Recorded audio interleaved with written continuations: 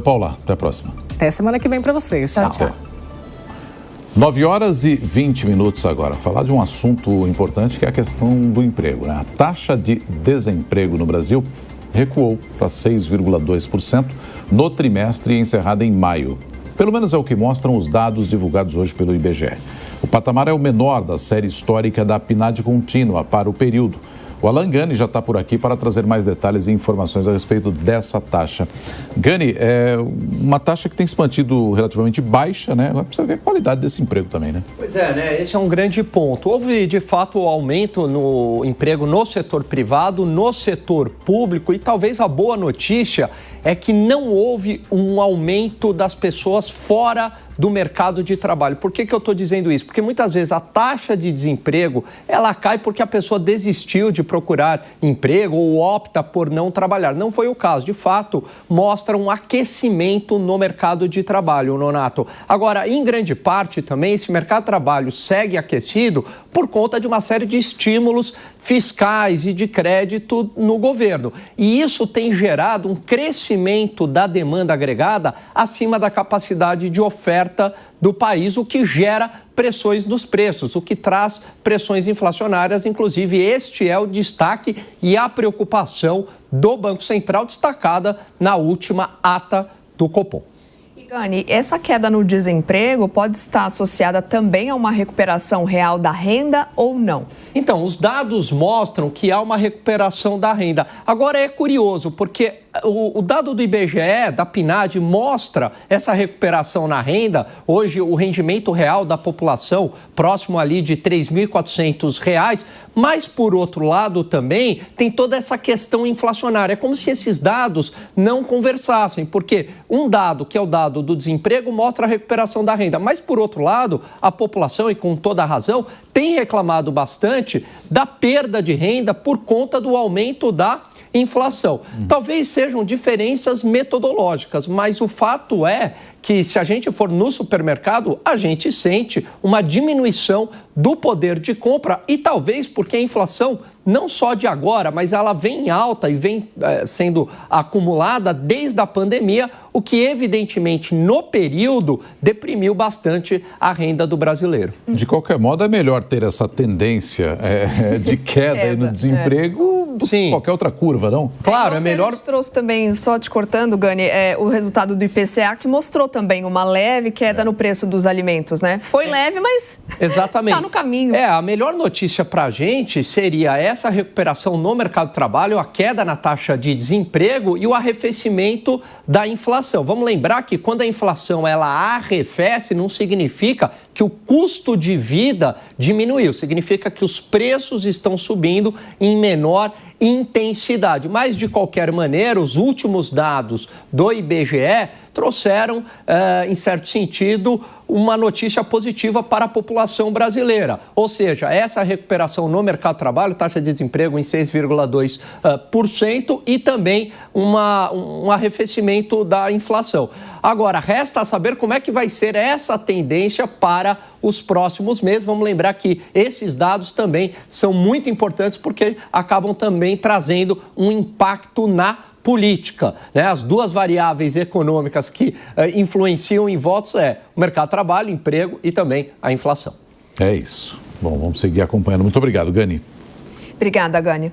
Agora uma informação exclusiva do nosso repórter Bruno Pinheiro, de Brasília. Após a derrota sobre o decreto do IOF, o governo vai divulgar o balanço do novo CAGED na próxima segunda-feira. A expectativa do governo é que o resultado valorize a administração do presidente Lula. O ministro do Trabalho, Luiz Marinho, disse que está otimista com os resultados e afirmou que o CAGED continua surpreendendo a todos, menos ele. Ainda de acordo com o Marinho, a indústria e a construção civil devem ser os destaques. Já auxiliares do Ministério afirmaram que os números do comércio oscilaram neste mês devido à alta dos juros. Vamos ouvir então os nossos comentaristas, né? Essa notícia, essa informação que chega à apuração do nosso repórter de Brasília, Bruno Pinheiro. A gente sabe que a derrubada do IOF, né, escalou a crise tanto política quanto fiscal. fiscal. O governo diz que não há outra alternativa, né, Deise, a não ser a judicialização, pelo menos uma possibilidade já ventilada, ainda não se sabe exatamente. E agora, com essa novidade, então, de divulgação do CAGED na próxima segunda-feira, pode mudar aí a sensação de que está tudo meio bagunçado, de que o governo ainda não sabe muito bem o que fazer? Olha, Soraya, eu acho um pouco difícil mudar essa sensação porque ela depende de outros valores também, né? A gente tem falado muito sobre isso aqui. O consumidor continua sentindo na conta do supermercado, a energia elétrica deve subir um pouco mais, né? Então isso vai pesar.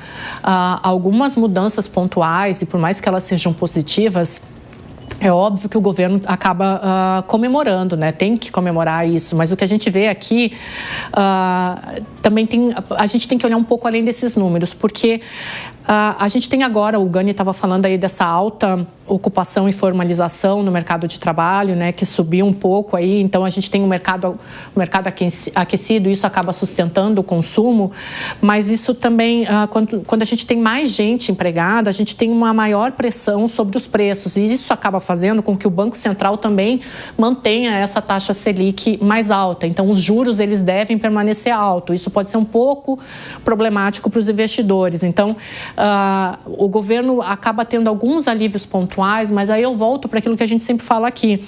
A médio e longo prazo, a solução ela ainda não está posta. Então, o brasileiro deve continuar sentindo, sim, alguns percalços na economia, como na alimentação e na conta de energia elétrica, com alguns benefícios muito pontuais, mas eu não vejo isso como uma estabilidade para pelo menos até o ano que vem, um ano eleitoral. O Vilela, a gente trouxe a informação, né, de que o desemprego caiu para 6,2% no TRI até maio, e o governo antecipando aí, trazendo informações do CAGED, né, que é o Cadastro de Empregados e Desempregados, já na próxima segunda-feira também, possivelmente indo ao encontro do que diz o IBGE. Agora, a pergunta é a seguinte: como é que isso poderá ser comunicado para tentar fazer com que soe como uma ótima notícia, uma boa notícia para esse momento de impopularidade do governo, né, o Vilela? Porque a comunicação tem sido um dos calcanhares de Aquiles aí do governo.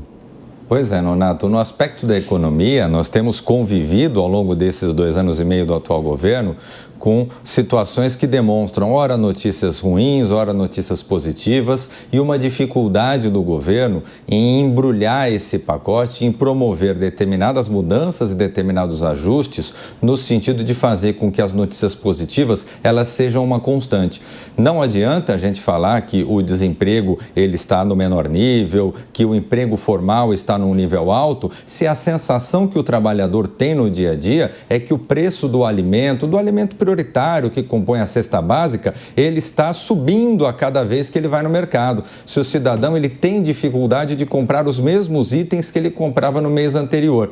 Cabe ao governo, então, construir uma avaliação racional, sem negacionismo, sem deixar a ideologia cegar a avaliação política e econômica, no sentido de promover os ajustes que estão necessários para que o governo possa, eventualmente, colher os louros, aí sim, de uma política econômica, de uma política fiscal mais adequada, mais racional, no sentido de que, eventualmente, os números positivos possam ser mantidos no médio e no longo prazo.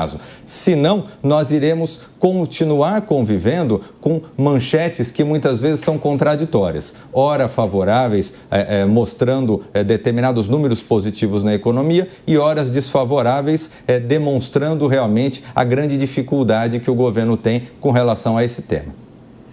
Deise, deixa eu te perguntar mais uma questão, porque a gente falava, né, desses dados positivos, ainda que, por exemplo, o IPCA registrou a primeira queda de preços no grupo ali de alimentos, uma leve queda, como a gente comentou agora há pouco com o Gani. Essa leve melhora nos alimentos, por exemplo, no desemprego, e depois, possivelmente, né, com os resultados do CAGED na próxima semana, podem melhorar a avaliação e a popularidade do governo? Ou você acredita que a população já está, inclusive, até ciente, cada vez mais consciente, que o governo está com um pouco de dificuldade de acertar as contas?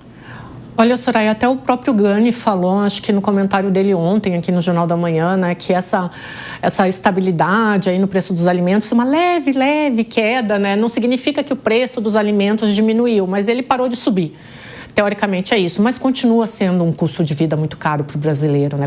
Continua sendo um problema pagar supermercado, gás, né? A gente tem falado muito aqui na Jovem Pan da questão do INSS, né? O aposentado tendo que escolher entre comprar o gás e comprar o remédio, a alimentação é cara, a energia elétrica vai subir, então essas pontualidades que a economia vem demonstrando, elas não vão oferecer o alívio que o consumidor precisa. Fato é, e a gente tem falado isso aqui na Jovem Pan, que o governo Lula 3 falhou no que prometeu durante a campanha eleitoral. Falhou em prometer uma melhor vida para o brasileiro. O brasileiro não ia comer picanha todo fim de semana, não está conseguindo tomar café, não está conseguindo pagar a energia elétrica, não está conseguindo sair de casa e pegar transporte público porque está tudo caro. E vai subir mais ainda, né? O que a gente tem é, de novo, essa questão muito problemática aqui no Brasil da economia fiscal ser sempre olhada como curto prazo, como algo populista mirando as eleições, e isso vai piorar mais ainda. A gente vai ver cada vez mais essas notícias aparecendo. A alimentação agora parou de subir. Então, olha só que legal. Só que o governo, além de não ter uma comunicação eficaz, isso não é sentido realmente no bolso do brasileiro. Fato é que morar aqui no Brasil continua sendo essa... Aí depois querem discutir essa escala de trabalho, né? Não, vamos dar folga de 3 dias para o trabalhador. Como se o trabalhador não consegue pagar a energia elétrica? Dá folga de 3 dias para ver se ele não vai conseguir mais 2 ou 3 trabalhos. Então, assim, é uma melhora que o governo tenta pintar como um bem para a população, mas a população sente que não é. Resultado, queda de popularidade constante nas pesquisas, e deve piorar.